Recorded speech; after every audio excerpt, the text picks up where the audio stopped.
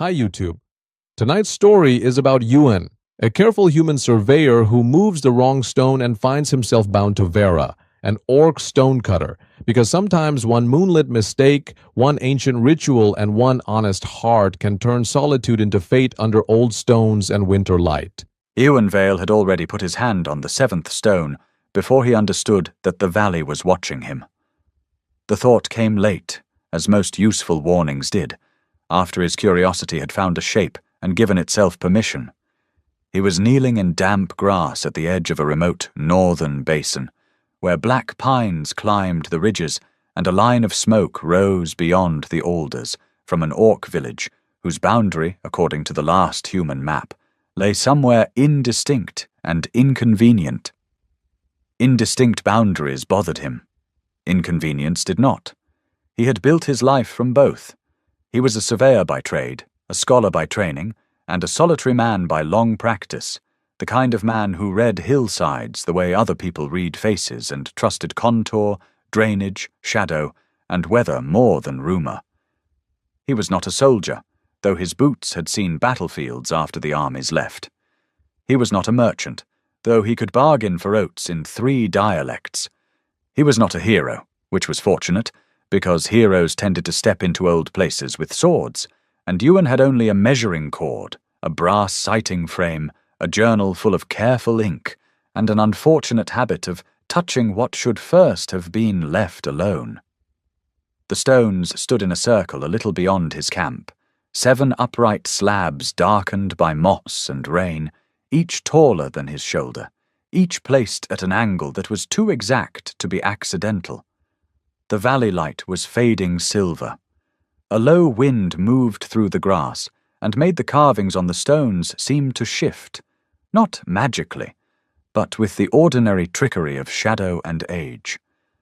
On the stone nearest him, a mark like a split river ran down the outer face.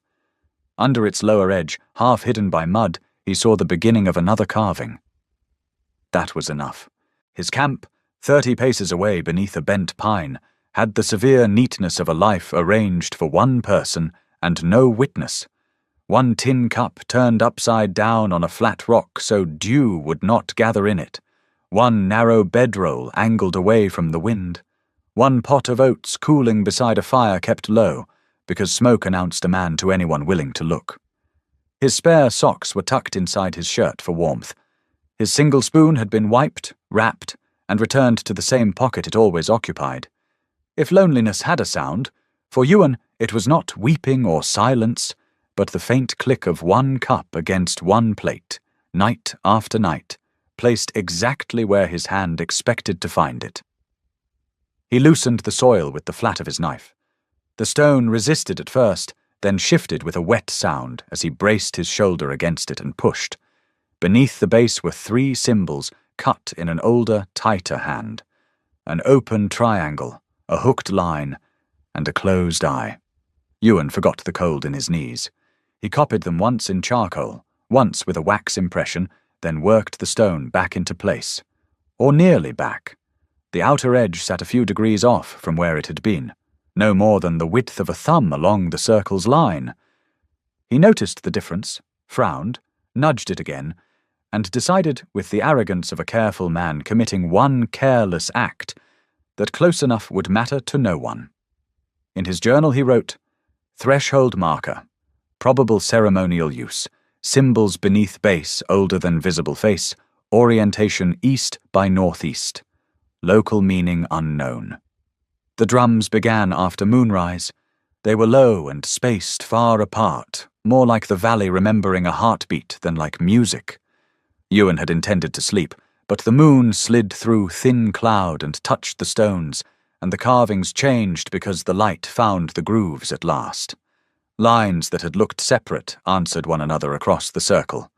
The split river faced the closed eye.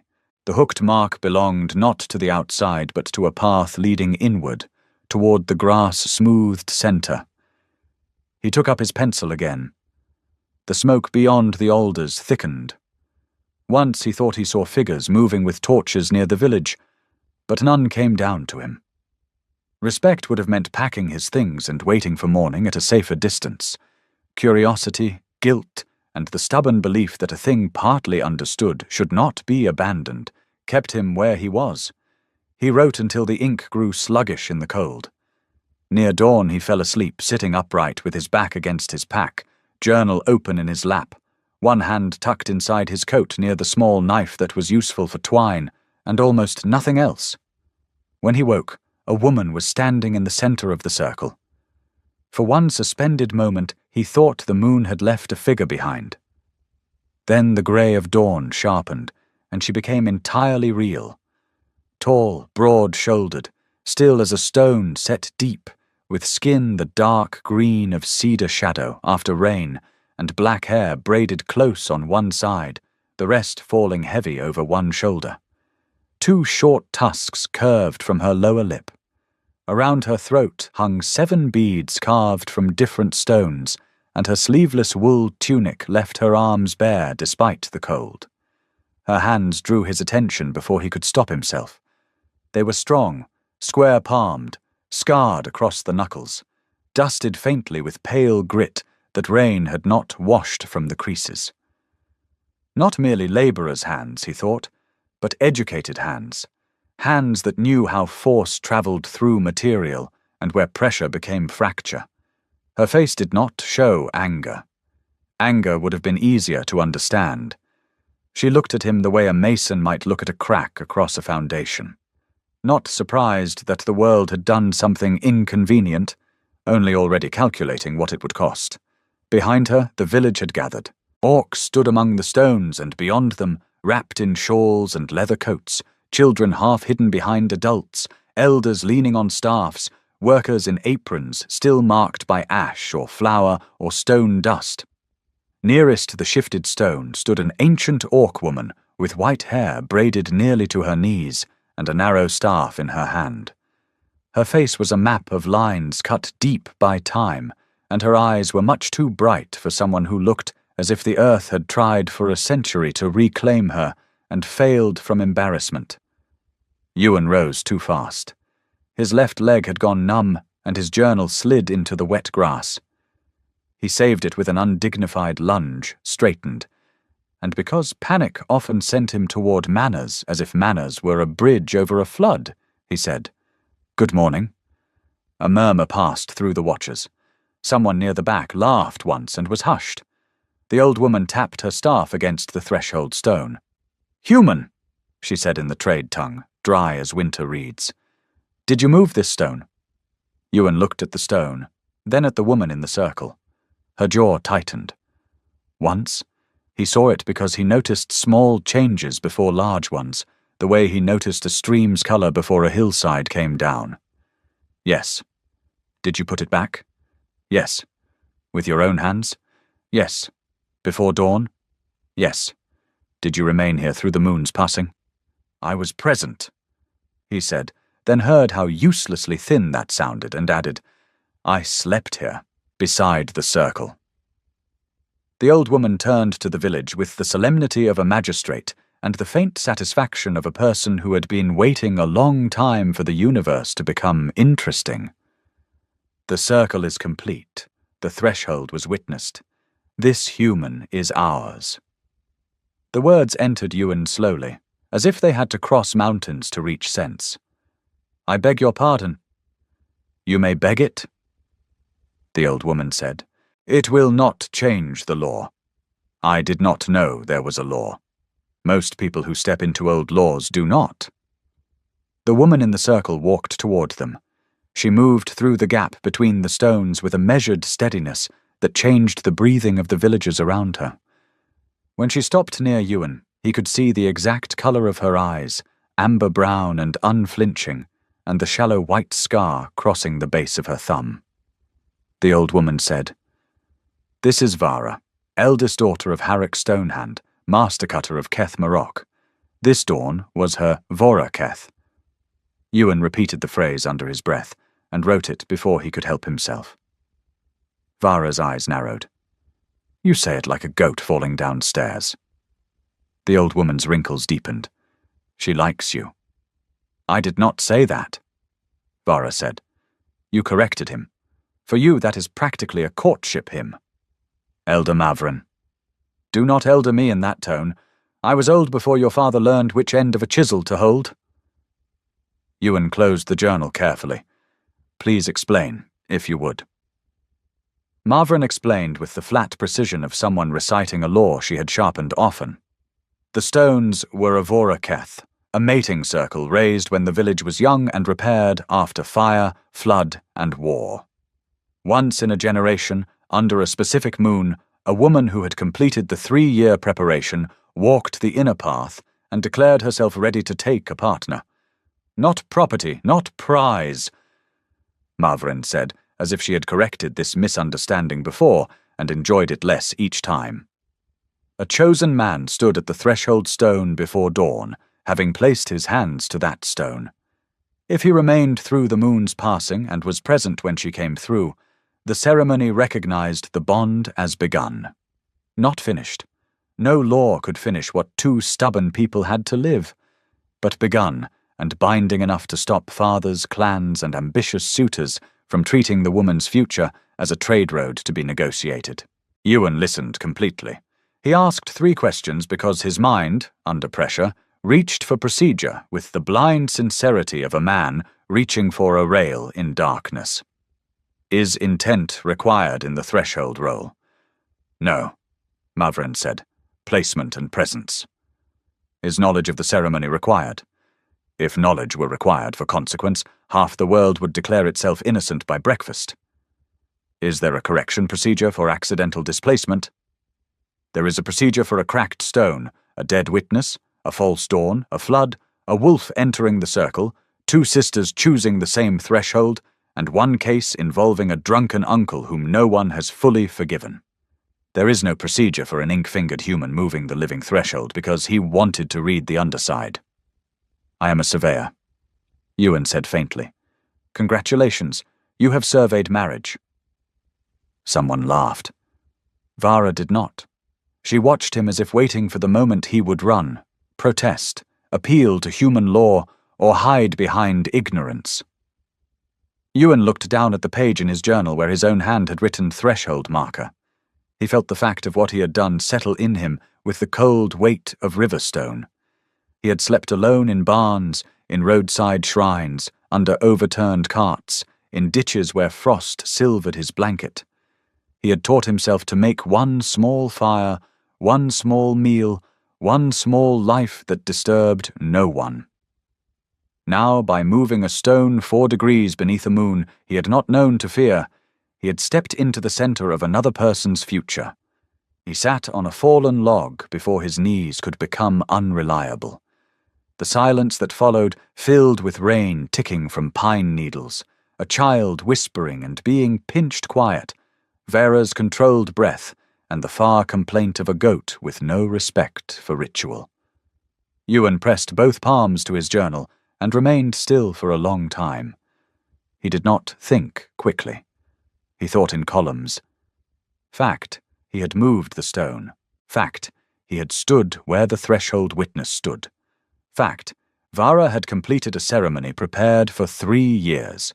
Fact, whatever human law might say, it was not present in this valley and had rarely been as useful as humans claimed.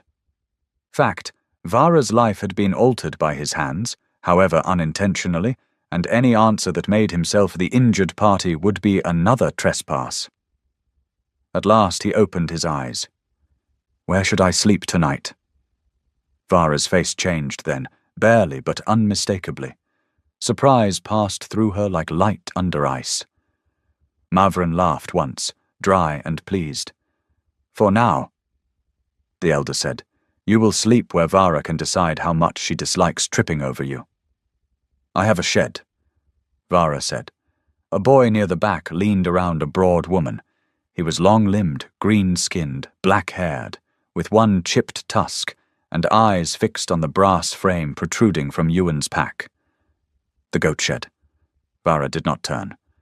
The tool shed. That is where the goat stayed during the flood. Tov. What? It is history. Quick note before we continue. If you want hotter and uncensored orc-bound fantasy romance stories, I'll be sharing them on my Patreon page. These are the deeper and more intense scenes I can't post here, so check the description for details. The village lay in a sheltered basin below the stones, built half from timber and half from dark local rock, its low houses joined by covered walks as though the settlement had learned to brace itself against weather by becoming one body.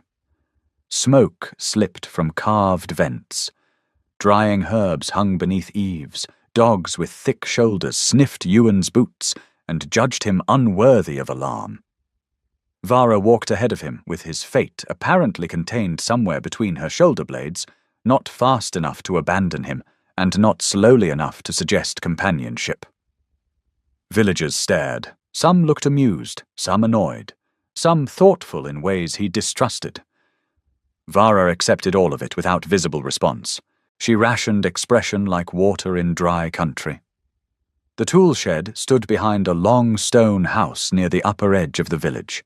Inside it smelled of dust, oiled wood, iron, and the ancient rumour of goats.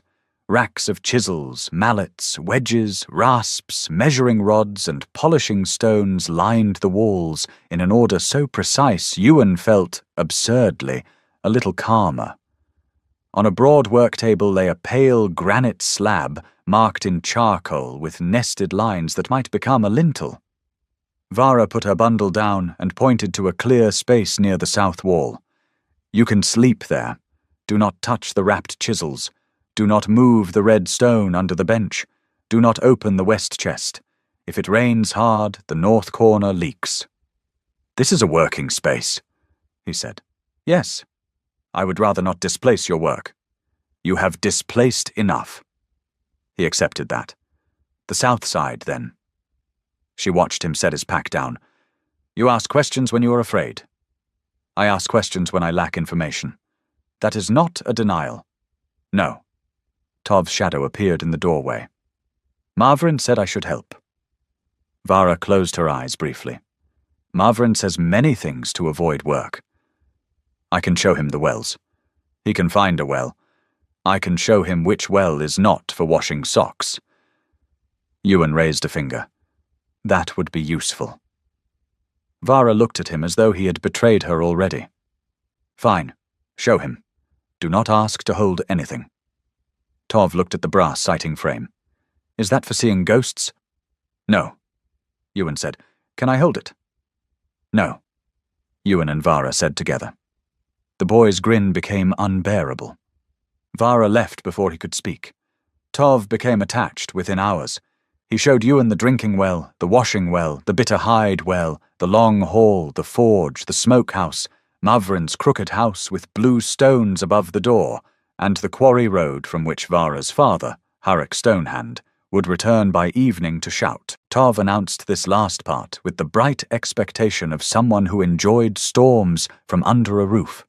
He also asked whether human surveyors could map dreams, whether the brass frame could see through clothes, whether Ewan had ever been attacked by bandits, and why anyone would write things down when stone existed. "Paper travels," Ewan said. "Stone stays. Both are useful. Stone does not get rained on and become soup. Poorly stored paper does." Tov considered him. "Vara will like arguing with you. She does not seem pleased. That is how she looks when pleased, only with less murder." Ewan did not know what to do with that information, so he wrote none of it down. Harik Stonehand returned at dusk, broad, grey-bearded, and coated in quarry dust from boots to brow. He looked at Ewan, at Vara, at Mavrin, then back at Ewan. "This one. Apparently," Vara said. "He looks like rain could apologize him to death." "I have survived weather," Ewan said before his caution could catch him. Harik's eyes settled on him. "Weather did not have daughters." "Father," Vara said, not sharply, which somehow made it sharper. Harik demanded the ceremony be voided.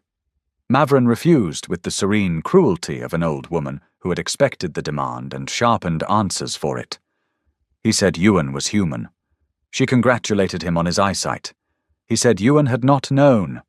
She said ignorance had rarely stopped consequences from arriving on time. He said Roke of Marteth had been chosen, suitable, honorable. Vara said, "I know," 3 times, and by the third Ewan understood that the words did not mean agreement. They meant endurance. When Harek asked what he intended to do, Ewan could have promised nobility, distance, sacrifice, or obedience. Instead, he looked at Vara, because every answer that did not begin with her felt like another hand on the stone. "I will ask what is required," he said. "I will listen when told. I will not pretend ignorance makes me clean, and I will not claim more from the ceremony than she chooses to give." The village had gathered enough to hear him. Mavrin looked pleased in a dangerous way. Harek looked unconvinced, which Ewan preferred to being falsely comforted. Vara looked at his ink-stained hands, then at his face, and said nothing at all. That night Ewan slept in the tool shed on the south side, between a rack of mallets and a basket of limestone chips. Rain began after midnight and found the north corner exactly as Vara had warned. He lay awake under his narrow blanket and listened to the village breathing around him. Voices fading, goats shifting, tools cooling, a dog barking once at whatever dogs believed belonged to darkness. His old life had been made of repeatable motions: make camp, boil water, copy notes, fold blanket, place boots toe out, sleep lightly, wake before anyone needed him. There had been comfort in it, not happiness perhaps, but a clean edge. Now he slept surrounded by another person's tools, beneath a roof he had not earned, because a stone had taken his carefulness and revealed the arrogance hidden inside it. In the morning, his boots were by the fire, dry and warm. He found them just inside the shed door, the mud knocked from the soles. Vara was already at the cutting shelter, mallet in hand, hair tied back, breath pale in the cold. She did not look over when he approached. "Thank you," he said. "For what?" "The boots. Leaving wet leather to rot is foolish." Still, tap, tap, tap. Her chisel met stone in a sequence so measured it seemed less like striking than conversation. "Do not stand in socks. It makes you look tragic." He put the boots on. Warmth enclosed his feet, small and humiliatingly moving. Over the next days, the village's relationship with him shifted by increments too small to defend and too numerous to ignore. He remained because leaving immediately would have been cowardice dressed as respect, because Mavrin kept summoning him to the long hall, because Harek had not yet decided whether to throw him into the hidewell, because Vara had not told him to go, and because Ewan, once inside a question, found abandonment almost physically painful. Mavrin showed him 3 carved panels in the central hall that villagers had long read as a hunting story: antlered beast, spear, feast. Ewan knelt before them for an hour, comparing repeated marks with symbols copied from old human monastic archives. Tov crouched beside him, breathing too loudly. "It is not a stag," Ewan said finally. Tov looked betrayed. "It has antlers." "Branches. This is a watermark. The spear is a measuring rod, or possibly a staff of office. The feast marks are distribution signs." He sat back on his heels.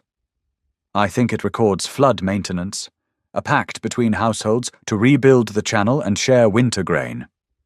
Less exciting than killing a stag. Less exciting things keep people alive." Mavrin, seated behind them, went still. "My grandmother said the South Channel nearly drowned the lower houses when she was young. She made us repair it every 5 years because, she said, the old stones disliked neglect." Her old fingers touched the panel with rare gentleness. Perhaps she remembered what she could not read. By evening, everyone knew the human had corrected a hall story, though by the time the tale reached the forge, he had apparently accused someone's ancestor of being a drainage ditch. Harek listened without comment. Vara, passing Ewan near the basin, handed him a cup of water. "You are useful," she said. "Is that good? It is less irritating than useless. I will record the distinction." "Do not." The water was cold and clean. Their fingers did not touch. He noticed anyway. He noticed too much of her. He noticed the way she listened while seeming not to, the way her jaw tightened before someone spoke of Rock, the way her father watched her with worry disguised as irritation. He noticed how the village moved around her like water around a fixed point, adjusting without always admitting adjustment. Most of all, he noticed her hands. When she carved, she did not force stone. She set the chisel, breathed once through her nose, and let the mallet fall with exact persuasion. Fine white dust gathered along the creases of her palms and the scars over her knuckles. Sometimes she brushed a cut surface with the side of her thumb, reading grain as Ewan read contour lines. Once, while he sorted copied rubbings at the work table, she reached past him to take a small wedge, and the warmth of her arm near his shoulder unsettled him more than Harek's anger had. Her skin smelled faintly of smoke, resin, and stone dust. He stared at his notes as though grammar had become urgent. "You are holding that upside down," she said. "It is a rubbing. It is still upside down. It changes nothing. It changes whether you look foolish." He turned it. "Better?" "No, but less wrong." Tov, who had inserted himself into the shed under the excuse of studying the sighting frame, made a strangled sound. Vara did not turn. "If you speak, I will make you polish the south steps." Tov closed his mouth with visible effort. Ewan showed the boy how to align the brass sighting frame, how to close one eye to make the near mark meet the far mark, how to measure a slope without sliding down it. Tov proved quick, impatient, and dangerously pleased with every success. He also became a relentless commentator on Ewan and Vara's every silence. "She stood closer than yesterday," he whispered once while Vara inspected a damaged lintel. "To the stone. You were next to the stone. Many things are next to stones. Not usually for that long. Tov, I am only observing. You like observing. I am beginning to see its dangers." The boy grinned. On the 5th morning, Vara set a chunk of granite and a chunk of limestone in Ewan's palms without explanation. "Tell me which is which." He chose by color and chose wrong. "Again," she said. He frowned. "The color suggests, stop trusting color. Feel weight, feel grain." She came behind him, reached around and turned the stone in his hand. Her fingers closed over his, calloused and warm, repositioning his grip until the weight declared itself. The contact lasted perhaps 2 breaths. Ewan felt both with embarrassing clarity. "Granite," he said. "Better." She released him. The air seemed colder. Tov inhaled. "South steps," Vara said. He exhaled silently and fled. That afternoon, Ewan found a small wedge of granite on his bedroll, one edge marked in charcoal. "For practice," Vara said when he asked. She sounded annoyed that he required words for something so obvious. He carried it in his coat pocket beside his compass. It clicked softly against the brass when he walked. The warrior from Marteth arrived on the 7th day. Rock came with 4 companions and no army, which made him harder to dismiss. He descended the upper path in a dark travel cloak, broad and controlled, handsome in the clean, deliberate way of a statue placed in a public square to teach citizens what strength should look like.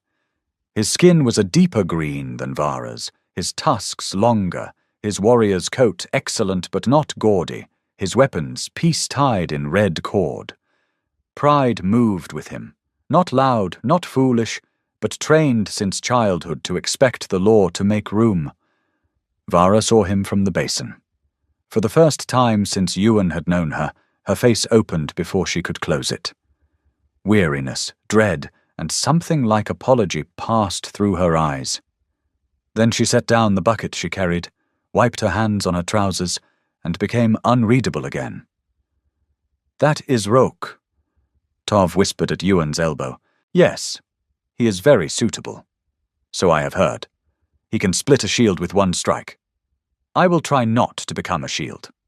He is not cruel," Tov said, suddenly serious. Ewan watched Rock bow to Mavrin, then Harek, then Vara. That complicates things. Rock did not threaten. He did something more dangerous. In the village square, before elder, father, daughter, and witnesses, he challenged the validity of the Vora Keth on procedural grounds. A human could not fulfill the threshold role. The stone had not been placed with intent. The man had not known the words. Vara's preparation had named an expected partner in witness discussions between families. The ceremony, he argued, should be voided and performed again under the next appointed moon. He spoke with calm respect, and his respect was edged so finely it cut more cleanly than insult. Mavrin listened. The village gathered in a widening ring. Harek's face hardened.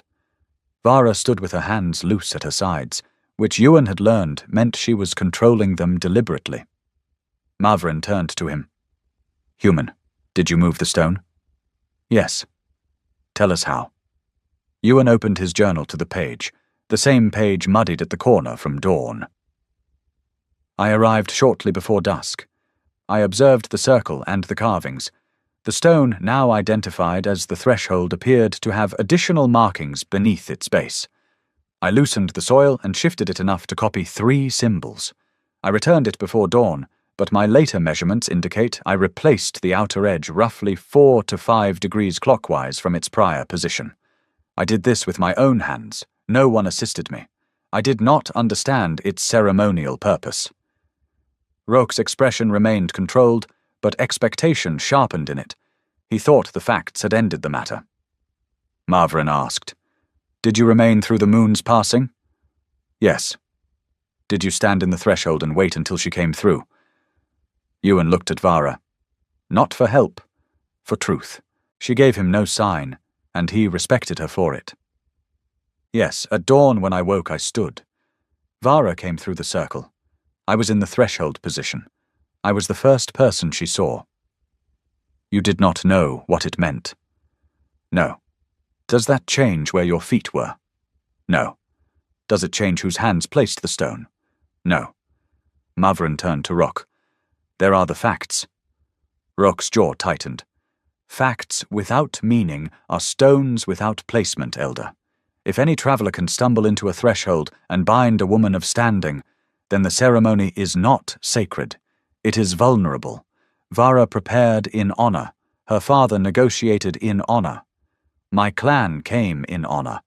This human did not choose, did not ask, did not know. If the Vora Keth is to mean anything, it cannot be completed by accident." The argument struck the square because it was not empty. Yuan felt it land in the villagers around him. He felt it land in himself. Consequence without consent troubled him. Even when consequence had given him a place near Vara, he had no right to desire. He closed the journal because holding evidence suddenly felt like holding a weapon he did not wish to use. Mavrin looked to Vara. "You walked." Vara lifted her chin. "I walked?" "You completed the inner path." "Yes." "You came through the threshold at dawn." "Yes." "What did you see?" Vara's gaze moved to Yuan. In front of the entire village she looked at him as she had on the first morning, reading the plain northern face, the mud-stained cuffs, the ink on his fingers, the confusion he had not hidden, and the fear he had not made her carry. When she spoke, her voice was low and steady. "I saw a man standing where the threshold witness stands. The stone had been touched and set by his hands. He had spent the night there. He faced me when I came through. He looked confused enough to be honest." Tov choked and covered it badly with a cough. Roque turned to her. "Vara, you know what was intended." "I know. You know I would have honored you." "I know that too." "Then say it should be voided." Her hands closed once, then opened. Yuan watched the movement because by then he understood that her hands often spoke before she allowed her mouth to follow. "The facts are as he states them." "That is not an answer. It is mine." Mavrin struck her staff once against stone. "The challenge is heard. The challenge fails. The threshold was placed, the moon passed, the woman walked, the witness remained, and the first sight was true. The Vora Keth stands." No one cheered. Rock did not shout. His pride absorbed the blow in silence, which made Ewan respect him more than he wanted to. He bowed to Mavrin, to Harrick, to Vara, not to Ewan. Marteth accepts Keth Marok's ruling, he said. To Vara, quieter. I hope he learns how to honor what accident gave him. Vara's face softened by a fraction. So do I. Rock left by the upper path. The village exhaled in pieces and returned to work with the strained relief of people who had avoided blood, but not consequence. Ewan stood where he was until he realized his hand was shaking around the journal. Vara stepped close enough to block the wind. Sit, she said. I am not going to faint. I did not ask your ambitions. He sat on the edge of the basin. Harrick approached after a moment, looking older than he had that morning. He did not look at Ewan first. He looked at his daughter. Roke was not wrong to challenge.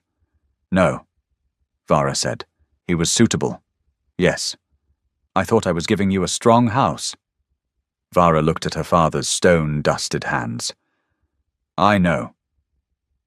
Harrick reached as if to touch her shoulder, stopped, and set his palm on the basin instead. Stone can crack under a roof built too carefully. Vara blinked.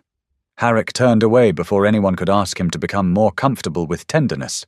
That evening, after rain cleared and the village fires burned low, Ewan found Vara alone under the cutting shelter. The pale granite slab lay before her, but she was not carving. Both hands rested flat on either side of a charcoal line, holding the stone or being held by it. May I come in? He asked. You have been sleeping in my shed for a week. That did not answer the question. She looked at him a long time. Come in. He stood beside the work table, careful not to touch anything. The air smelled of wet canvas and stone dust. What will it be? A lintel for the west storehouse. Protection. Welcome. Warning. All three, if I cut it well. Can one stone say all that? Can one map say danger, water, and home? Yes. Then do not ask foolish questions. He accepted the correction. She picked up the chisel, turned it, set it down again. Roke would have been suitable. Yes. My father liked him. Yes. My village understood him. Yes. She looked sharply at him. Do you only say yes when you do not know what else to say? This time I say it because it is true. The sharpness faded. She stared at the stone. I spent 3 years preparing to accept a life I could explain. Ewan folded his hands behind his back. His old life rose before him. One road after another, one bedroll, one cup, records sent to people who would use them and forget the hand that made them. Explainable, yes. Narrow, too. What do you actually want? He asked. Vara went still. He let the question remain. Not what the ceremony dictated, not what her father hoped, not what Rock deserved, not what Mavrin had preserved by law. What she wanted. The blank space after the question was not empty. It was like untouched stone, full of possible fracture. No one asked me that before the walk, she said. I am sorry. Do not apologize for other people's silence. It makes too much of you. Then I am sorry I did not ask sooner. She looked back at the granite. If I answer, it becomes something with edges. Most true things do. Spoken like a man who has not had to live inside other people's edges. He had no defense that would not turn the moment toward himself. He chose none. After a while, Vara lifted her chisel and set it to the stone. Tap. A small flake broke free. Tap. Another. She worked for several minutes, and he stood near enough to hear her breath, far enough not to crowd.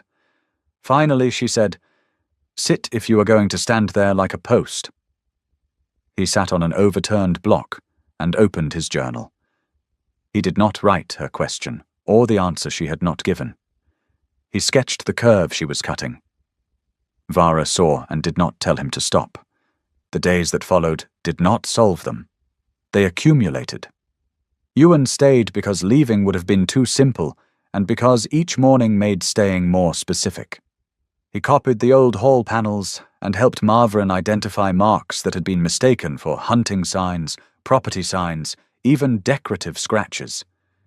He showed Tov how to use the sighting frame, and regretted it when the boy began aligning everything in the village, including people's noses, with distant roof lines. He repaired the shed shutter badly, and Vara repaired his repair with such eloquent silence that he apologized to hinges as a class. His cup found a place on a shelf. His maps hung from a cord on dry days. Someone left wool socks on his bedroll and threatened him with violence if he called them a gift. Vara did small things without announcement. She moved his papers away from leaks. She corrected his Orsish before anyone else could laugh too much. She left a second lamp when he worked late. He learned that she disliked sweet tea, that she sharpened tools when troubled, that she cleaned already clean surfaces when furious, that when she was amused her eyes changed before her mouth surrendered.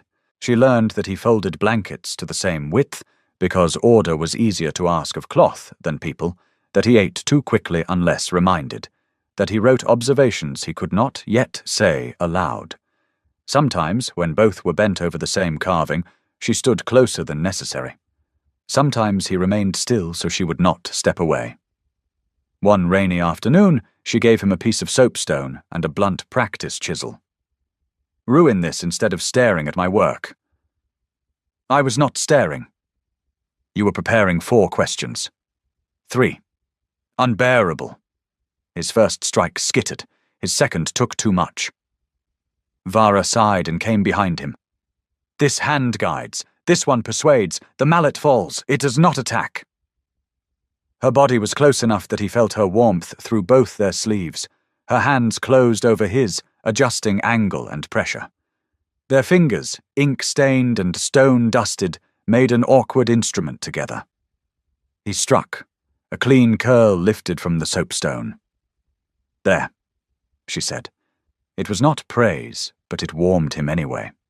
Tov, from the doorway, whispered, "It looks like a worm." "South steps," Vara said. He vanished. That night, Ewan found the soapstone curl beside the granite wedge in his pocket, and did not remember putting it there. Weeks passed. Snow touched the cliffs. The Southern Road Office sent an irritated letter demanding his completed survey. An old archivist in the capital sent a smoother letter asking whether Ewan might copy Keth Marok's inscriptions discreetly for human study. Ewan read that letter twice, then took it to Vara. She read slowly, lips tightening at the word discreetly. "Like theft," she said, "but with cleaner boots." "Yes. Will you?" "No. You answer quickly." I needed to read it to know what he asked. I did not need time to know the answer. The road commission was harder. Promises did not vanish because new ones arrived, Vara said, and he loved her a little for not making his obligations smaller so he could stay clean. He left for 4 days to finish the boundary survey. The old road had washed out in 2 places, the eastern ford had shifted, and a landslide had erased a watchpost. He worked fast and slept badly. His old solitude no longer fit. The tin cup upside down looked less like order than absence. The single spoon irritated him. At night he wrote notes that pretended to be about work and were mostly about return. Ask Vara if welcome mark changes by stone type. Tov cannot hold compass near ravine. Vara says warning and welcome may share 1 line. Investigate. When the survey was done, the southern road lay open before him. He could deliver the map, collect reduced pay, accept another commission, and step back into the life that had made sense because nothing in it asked too much. Instead, he packed the completed sheets in oilcloth and turned north. Tov saw him first and shouted, "He came back!" loudly enough to startle birds from the roof. Vara emerged from the cutting shelter. For one unguarded moment, relief crossed her face so bright and sharp that Ewan stopped walking. Then she remembered the village, and the mask returned, but too late. He had seen. "You are late," she said when he reached her. "By what schedule?" "Mine." "I was unaware of it." That has not helped you before." He laughed, rough with cold. She reached up and brushed snow from his shoulder. It was a practical gesture. It also silenced Tov completely, which made it nearly miraculous. Winter closed the passes and kept him in Kethmarok long after the road officer's anger had spent itself on paper. Ewan built a village record with Maverin's permission, copying old carvings onto treated cloth to remain in the long hall rather than disappear south. Harrick began bringing him cracked tablets and pretending not to care when Ewan translated them. The old stonecutter thawed slowly, like ground that distrusted spring. One evening outside the shed, he said, without looking at Ewan, "My daughter does not choose lightly. No, she does not forgive being managed. I have noticed. I managed." Ewan waited. "I thought a father should build walls before storms came." Harrick said, "That is not always wrong." "No, that is why it fools you." He rubbed stone dust from his thumb. "Rook would have been a wall. You are perhaps a window, poorly sealed." Ewan considered this. "I have been called worse. If you leave, leave clean. I will not vanish." "That is not the same." "No, it is not." From inside the shed, Vara called, "Father, if you are threatening him, be clearer. He takes notes." Harrick almost smiled. "Do not make me like you, human. I am busy." By deep winter, the village no longer paused every time Ewan and Vara stood near each other, though Tov remained personally committed to ruining peace. In the long hall, after they spent 10 minutes discussing whether a carved line represented a boundary or a vow, the boy dropped his head to the table and groaned, "Can you two please either argue or kiss? This is worse than winter accounts." The hall erupted. Ewan nearly drowned in broth. Vara pointed to the door. "Tov, snow, shovel, now." "There is barely snow." "Then find some." Later, washing bowls in the side room, Ewan and Vara stood in steam with laughter still muffled beyond the wall. She dried while he washed, their shoulders nearly touching. "Did it trouble you?" she asked. "The shoveling?" "Ewan." He passed her a bowl. "No, it startled me. I considered hiding under the table. I do not believe your brother should be murdered, though I understand the impulse."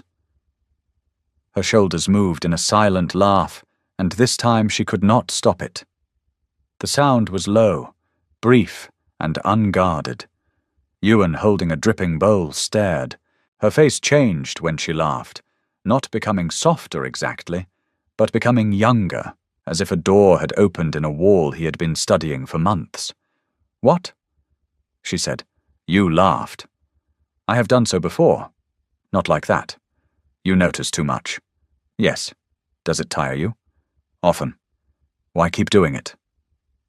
He looked at the bowl between his hands, the steam, the scar on her thumb where she gripped the drying cloth. "Because what I fail to notice, I fail to honor."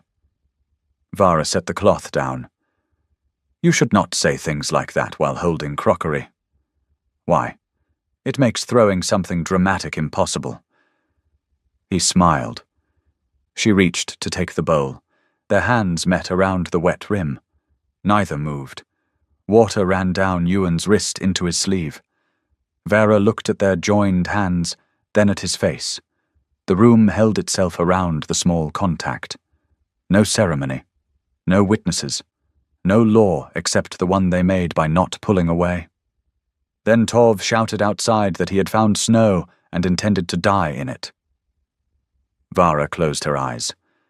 "I am going to sell him." "Is there a market?" "For brothers, no. That is why so many remain in circulation." She took the bowl and stepped back, but not quickly.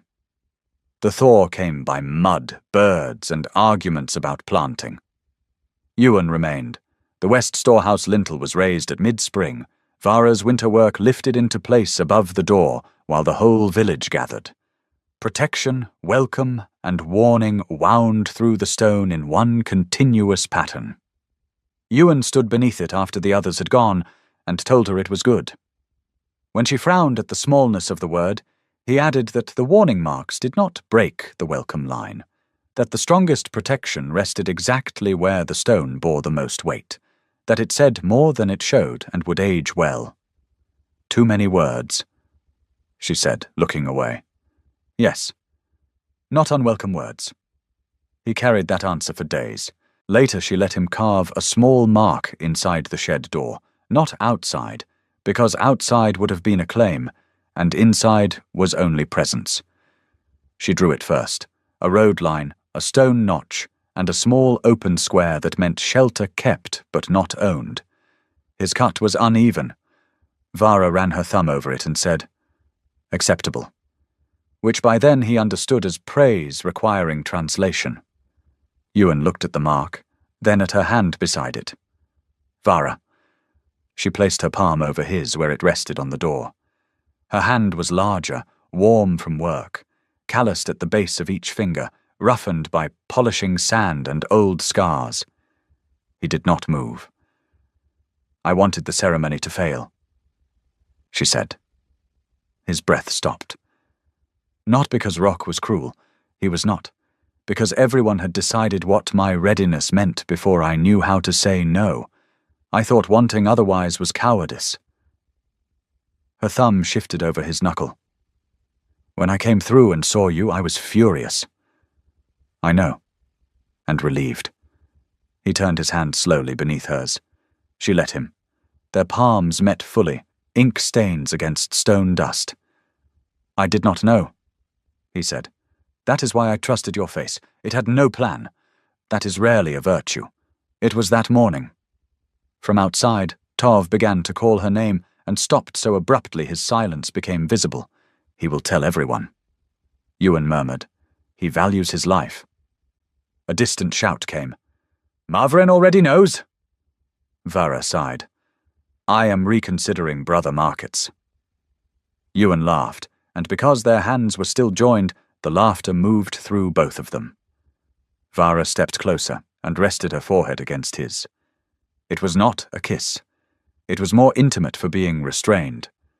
Warm skin, shared breath, the faint pressure of her tusks near his cheek, the smell of smoke and stone dust in her hair. His free hand lifted, hesitated, and settled lightly at her waist when she did not pull away. "I am not ready for all words," she said. "Then we will not use all of them. Some days I will want you gone. Some days I will deserve it. Do not agree too quickly. It makes scolding less satisfying. I will practice resistance. Not too much." They stood there until the sun moved off the door and the little carved mark fell into shadow. Late spring found Ewan still learning to carve badly, with immense concentration and Vara's limited patience. He could sharpen a chisel now without ruining it most of the time.